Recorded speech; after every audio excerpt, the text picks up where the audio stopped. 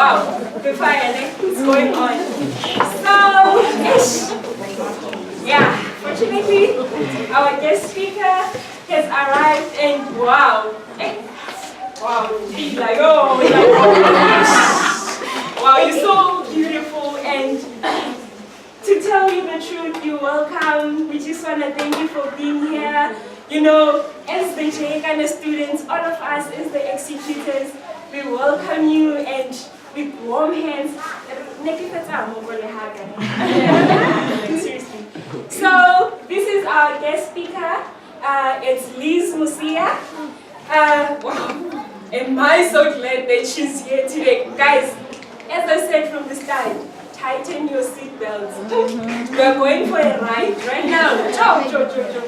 Okay, Liz Mosia, she completed her matric when she was 16. I was like, 16? Yeah. And then she was staying in KZN before she moved to Pretoria, where she studied her BCom in business management. She actually went to University of Pretoria, which is actually my favorite university, and I know that some of you,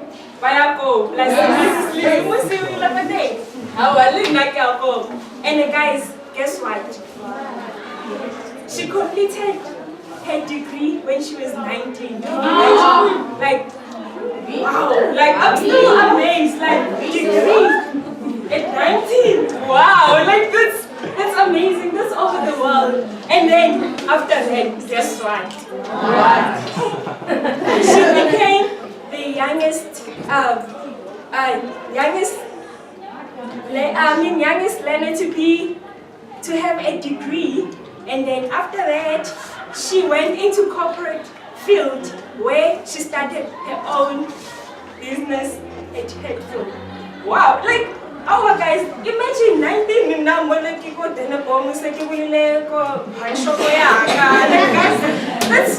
those are huge dreams, guys. Those are very huge dreams, and wow. I wanna know my kids. Wow. And it's like, I just wanna thank you for being here. Welcome and wow, like here's this thing.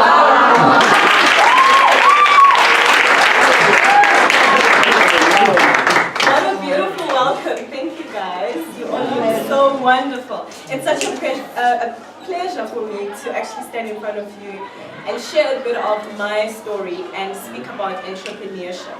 Do you guys want to know what entrepreneurship is? Yes. Okay, for those who don't, we're going to get to it a bit later on. Okay, I'm going to start just talking about myself and my personal story so you guys can relate with me. Is that fine? Yes. Okay, so my full name is Ngemeleng Elizabeth Mosia. Liz comes from my middle name, Elizabeth. Okay, I was born in a rural Transkei in a place called Mount Fletcher, and I'm the firstborn of 2 girls. My mother is a teacher and my dad is now a businessman. So my parents sent me to school at a very tender age of 5. Come in.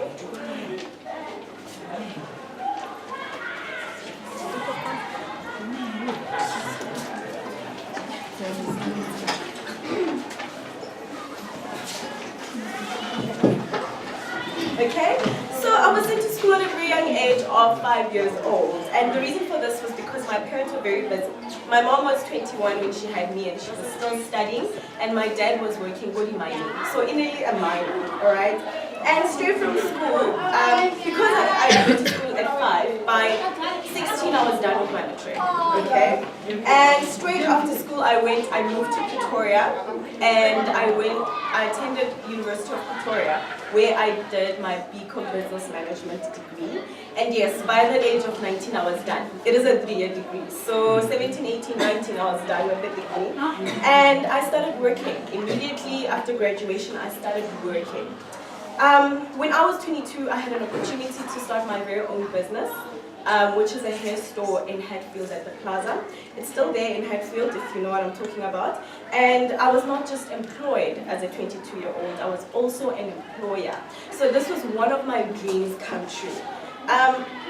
this month, I'm 24 now, and this month I've started my new position where I'm going to start traveling the continent, Africa, as a consultant for my company. The reason I'm giving you guys my timeline of 16 years old, matric, 19 my degree, 20 my first job, 22 my very own business, and 24 consulting across Africa is because I want you guys to see that there's continuity, there's continuous progress in my story. And I want you guys to see that it's possible for you to be able to actually account for every part of your life.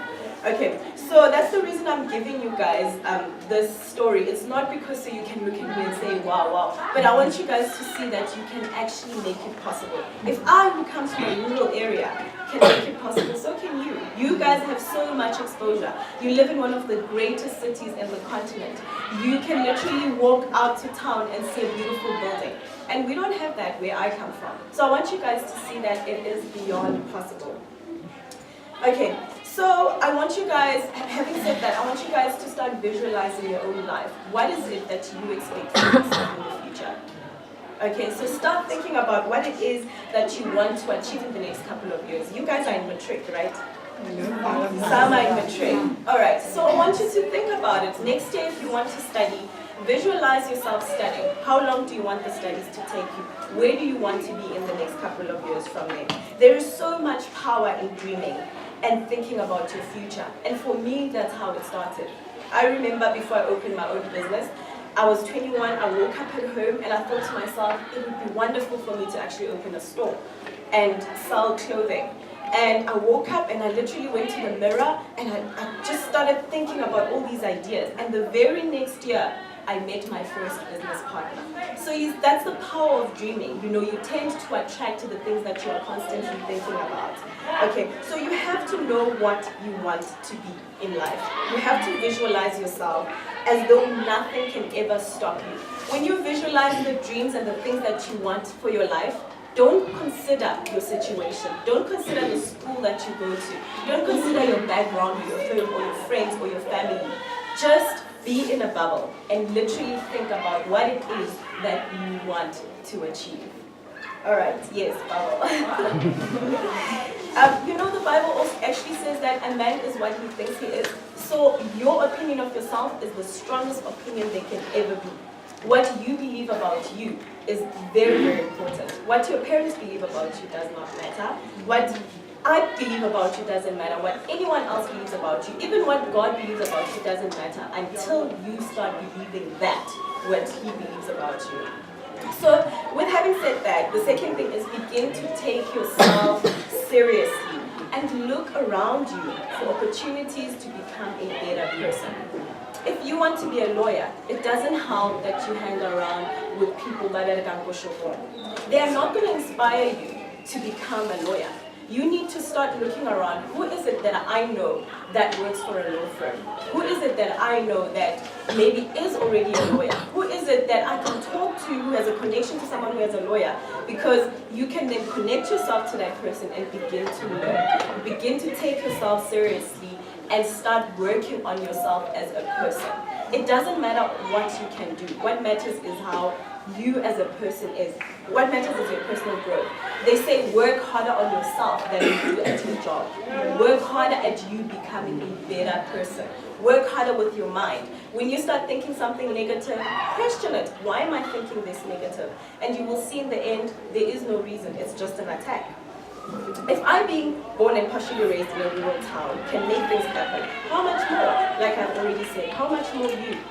Do you agree with me that you guys are surrounded by beautiful things? Yes, you might be from a melody, but you can literally spend 12 blind days and you can get to a place where there's beauty, where there's inspiration, right? Do you agree with me? Alright, so my topic for the day is entrepreneurship. Alright, you guys know what the definition is? Who can give me a hand and tell the class what the definition is? Alright? Starting your own business. Absolutely. That's all it is. It's a process of starting your own business. That is the formal definition of entrepreneurship. Entrepreneurs are people who identify and seize opportunities. Alright? Do you guys know what opportunities are? Alright? Everywhere you go, there is a need. And entrepreneurs are those people who firstly identify those needs and secondly find a way to meet those needs in exchange of financial gain. Okay, so I will repeat myself. Opportunities are needs. Opportunities are things that are problems to society. And those people who can spot those things and identify them and make them work for them for financial gain, those people are called entrepreneurs. So for example, JCK Ghana students wants to go to Durban for a vacation. All right, the problem is transport to get there. Someone has a car to get them there. That's a problem that they can meet, and then you guys can then pay that person to take you there, which is a need that's met. So that person gains financially, and your need is met of going to the vacation. Do you guys understand? Alright, so entrepreneurs are always aware of what's going on around them. Their eyes are always wide open. Okay, so they are always knowing that, okay, there's this need, there's that need. So they're always open. You might be listening to me and thinking, but I don't have any of those things. I don't really think much about needs around me and how to meet them. But I want you to know that you can actually cultivate that by starting to be aware of needs around you. Okay, so it's something that you can cultivate. It's something, some people are naturally born entrepreneurs, but some people cultivate those needs. And those people end up usually being the most successful people. Alright, while some people are natural born entrepreneurs, some have to work slightly harder than others in unleashing it. But either way, the results are the same: financial security and work satisfaction. Alright. So you might be asking, why is it important to be an entrepreneur when I can just go to school, go to university, get a job, get paid for it? Alright, I'm glad you asked. Number one, not all jobs are well paying. Alright, so I want you guys to be aware of this because this is not something I was aware of, even at varsity. My very first salary was 5,000 Rand. Now, when I was in varsity, my heads were in the clouds and I thought, after graduation, I'm going to get a good job and I'm going to get paid really well. I'm going to buy the house and the car of my dreams and life is going to be good sailing. Nope, I was wrong. And I was very sad that I was wrong because I had believed that I will be rich right after graduation, but that didn't happen. But because of those limitations around me and the fact that I earned such little salary, that starting low became a very good blessing for me because then I started looking around for other opportunities of making money. So that's where my entrepreneurial streak came up. So I started to identify the ways to make money, which really helped me to start thinking about being a businesswoman. Number two is job satisfaction. So number one is not being paid well. Number two is job satisfaction. Now, job satisfaction is simply enjoying what you do. Simply doing something that you've always dreamed of as a little girl or as a little boy, that I want to spend my life doing this. Okay, it's said that only 1% of graduates actually do what they studied in university. Only 1%. Now, you might not get what you want, or you might not work in the profession that you studied. Now, for some people it's good, they get better than what they expected. Some people it's really bad because they are disappointed and they're not, working as who they thought they would be working as. And there's also a quote that says, if you don't build your dreams, someone else will hire you to build theirs. And unfortunately, they're not going to give you the CEO position. You're going to be the hardest working guy in the office, making them rich because it's their company. Alright, so does it make sense that you should start your own business?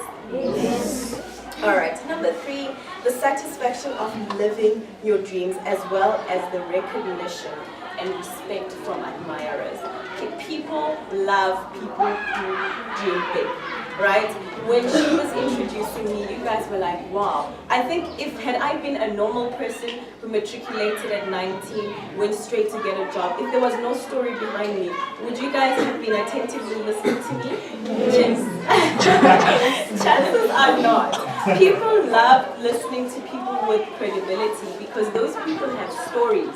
And we love listening to people's stories because they inspire us to want to be more, to do more. They show us the possibilities that it can actually be done.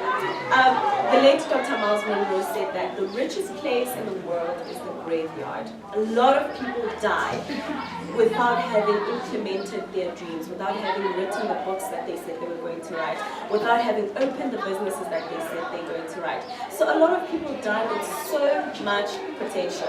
And that's what I want to encourage you guys today, is to go out there, dream big, live in a bubble. Contrary to belief, live in a bubble of dreams. Don't consider your situation around you. Don't consider your environment. Think about where you want to be, because everything that's ever been achieved started with a dream. And if you will dare step out of your insecurity, if you will step out of your need and start thinking about the future, you can achieve absolutely anything. The next president could be sitting in this class. With that being said, thank you very much for listening and have a good evening. Plug in to the power of